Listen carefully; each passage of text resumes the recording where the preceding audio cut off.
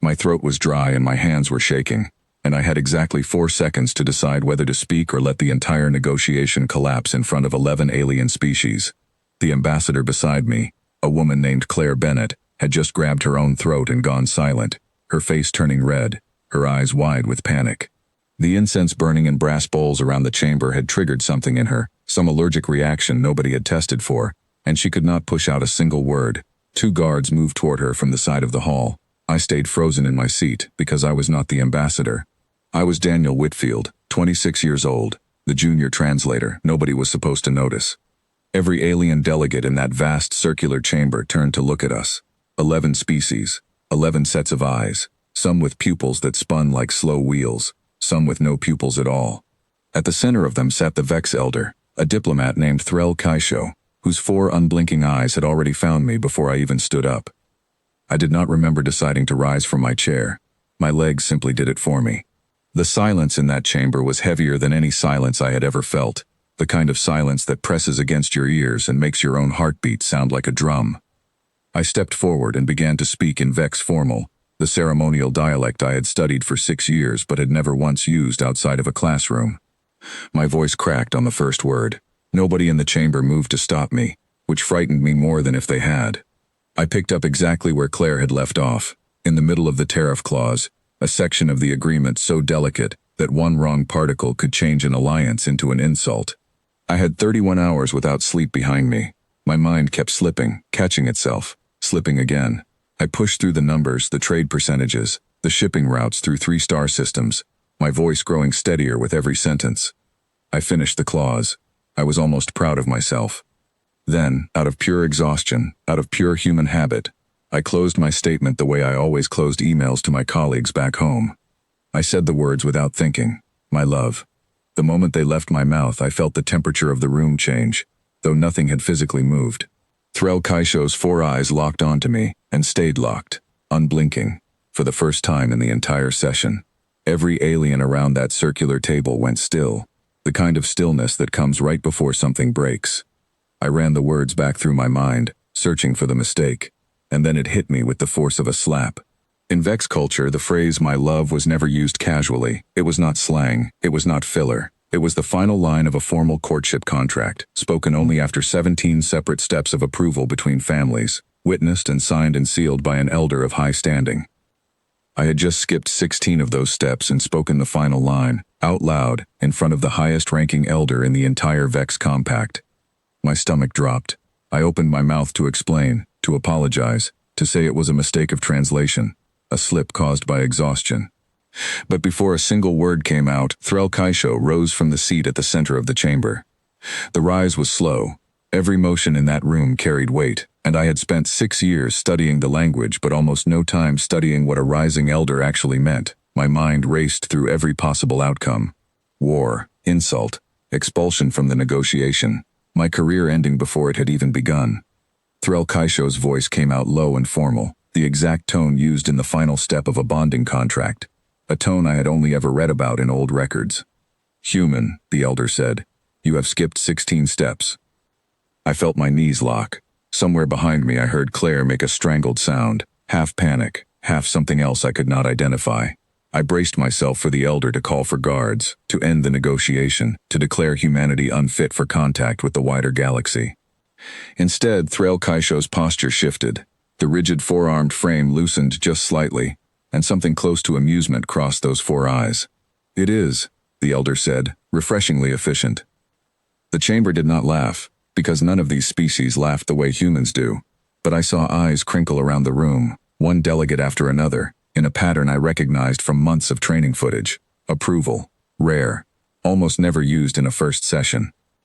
An older delegate near the back of the hall, a being with silver skin and no visible mouth, spoke through a translator box strapped to a thin chest. "So this," the voice said, "is why the humans were allowed past the outer stations." I still had no idea what was happening. My hands were still shaking.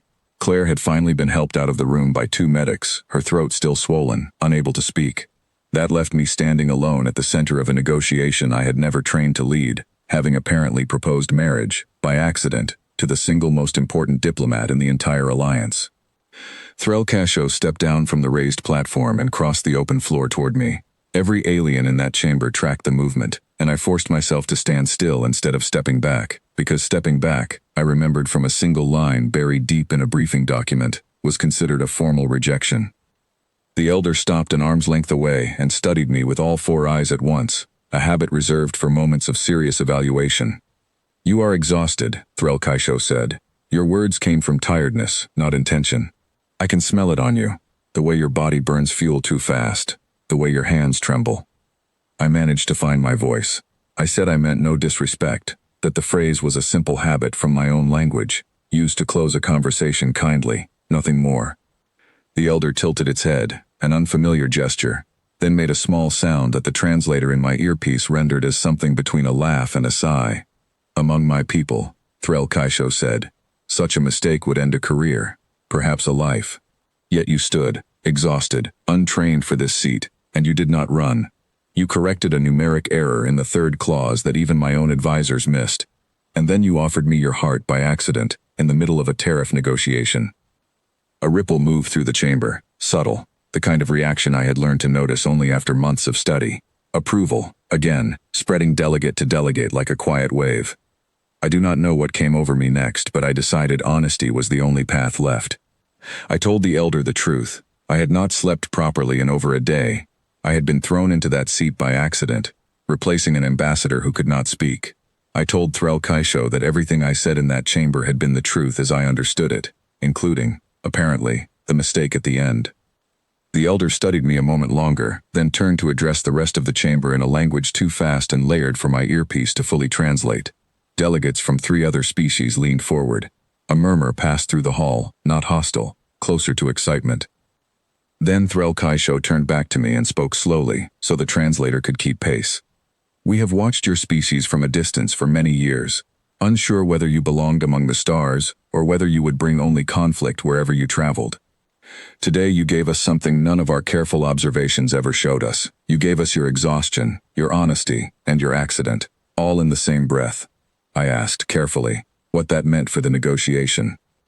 "It means," Threl Kaisho said, "that the tariff agreement stands as you presented it, with your corrections included.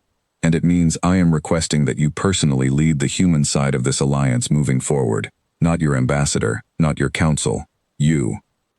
My mind went blank. I had walked into that chamber as a translator whose job was to stay invisible. I was walking out, apparently, as the head of an entire diplomatic relationship between 2 civilizations, because of an accident born from exhaustion, and a phrase I never meant to say. Word of what happened spread through the human delegation within the hour. Claire, once her throat had recovered enough to speak in a hoarse whisper, found me in the hallway outside the chamber, and stared at me for a long moment before finally speaking. "You proposed to an alien elder," she said, "and now you are running the alliance." I told her I had not proposed to anyone.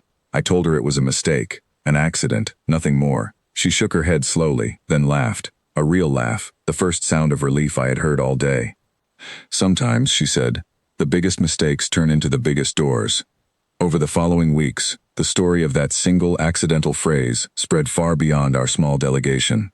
Other species began sending their own junior officers into meetings, testing whether exhaustion and honesty might reveal something true about a visiting culture that formal preparation could never show.